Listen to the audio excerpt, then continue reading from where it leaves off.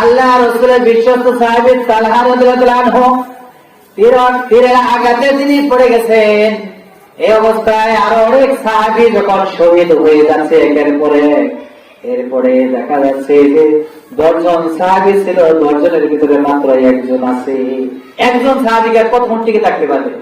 ওই একজন সাহাবী যখন হযরত জুবাইর রাদিয়াল্লাহু আনহু তীরে যখন আহত হয়ে গেছেন, তখন আর কেউ নাই, একা রাসূল দাঁড়িয়ে আছে। এর মধ্যেই সাহাবীরা একের পর এক পালাতে লাগতেছে।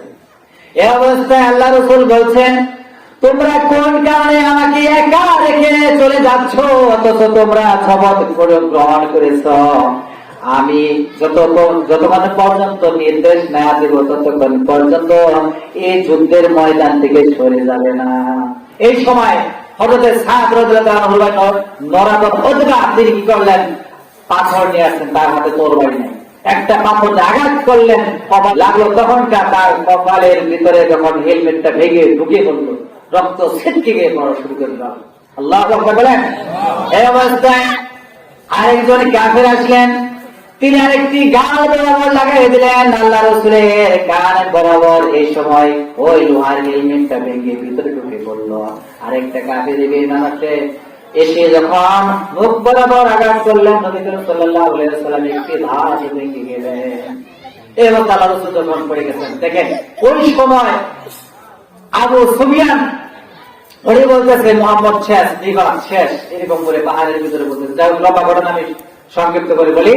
সেই অবস্থায় এক সপ্তাহ যেতে না যেতে এই আয়াতে কারিমা নাযিল হয়ে গেছে, ইউরিদুনা লিয়ুতফিউ নূরাল্লাহি বিআফওয়াহিহিম ওয়াল্লাহু মুতিম্মু নূরিহি ওয়ালাউ কারিহাল কাফিরুন। আল্লাহু আকবার।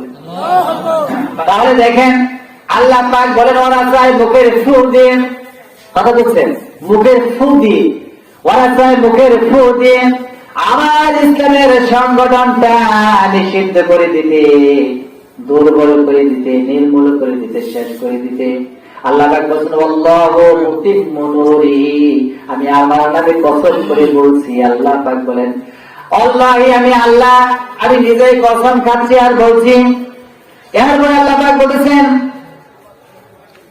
মুতিম্মু নূরিহি, আমার নূরকে, আমার ইসলামের সংগঠনটাকে আমি তার থেকে তেজস্বী পাওয়ার দিয়ে, পূর্ণতা পাওয়ার দিয়ে আমি চালু করে দেবো। সুবহানাল্লাহ। আল্লাহ পাক বলে, হে রাসূল, অতি শীঘ্রই দেখবেন আপনার দলে অসংখ্য সাহাবী দেশ বিদেশ থেকে যোগদান করে দেবে। আলহামদুলিল্লাহ। আপনারা দেখছেন না, 5 আগস্টের 1 আগস্টে একটা সংগঠনকে নিষিদ্ধ করছিল না ভাই? করছিল কি বাংলাদেশ? করছে কি? নাম কি সেই সংগঠনের নাম জানেন? জামাত। মাশাআল্লাহ, আপনারা সব বুঝতে জানেন। জামাত ইসলামী নিষিদ্ধ করার পরে কয়দিন টিকছে ভাই? 3 দিন টিকছে, 5 দিন না, 3 দিন না, 5ম দিনে তো তারা পালাইলো নাকি বলেন? তাহলে দেখেন মাত্র 3 দিন টিকেছে নিষেধ করে। লক্ষ্য করেন সম্মানিত ভাইরা, 3 দিন দেখলো, মাঝখানে আল্লাহ পাক বলছেন, তোমরা আমার ইসলামকে নিষিদ্ধ করো।